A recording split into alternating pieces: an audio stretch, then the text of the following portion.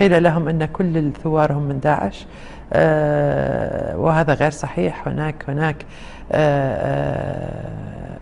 يعني أهالي المنطقة هم من يديرون النينوى اليوم، هم أهالي الموصل وليسوا ناس من خارج الموصل، وهناك قيادات عسكرية للجيش السابق، وهناك ناس يعني قيادات عشائرية، وهؤلاء لا يريدون تقسيم العراق. الأوضاع في الموصل يتصلون الآن، ليس هناك اتصالات، لكن لحد الأمس يتصلون من الموصل وهم قلقين علينا، يقولون هم بخير، لكن قلقهم على الموجودين في بغداد وفي محافظات أخرى.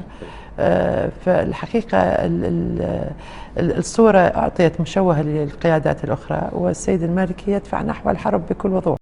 إن إعلان الحكومة العراقية دخول العراق في محور يضم روسيا وإيران وسوريا والعراق وبطريقة غامضة ومبهمة لا تندرج ضمن الاتفاقيات الدولية التي تضمن سيادة العراق على أرضه، ومن دون العودة إلى مجلس النواب والشركاء السياسيين، يثير علامات استفهام كبيرة في الشارع العراقي، وينذر بخطر انجرار العراق في صراعات جديدة بسبب السياسات الخاطئة وغير المدروسة. ائتلاف الوطنية يبارك جميع الجهود الرامية إلى دحر الإرهاب من خلال التعاون الدولي الاستخباري، يرفض في الوقت ذاته دخول العراق في محاور متصارعة وهو لا ناقة له فيها ولا جمل.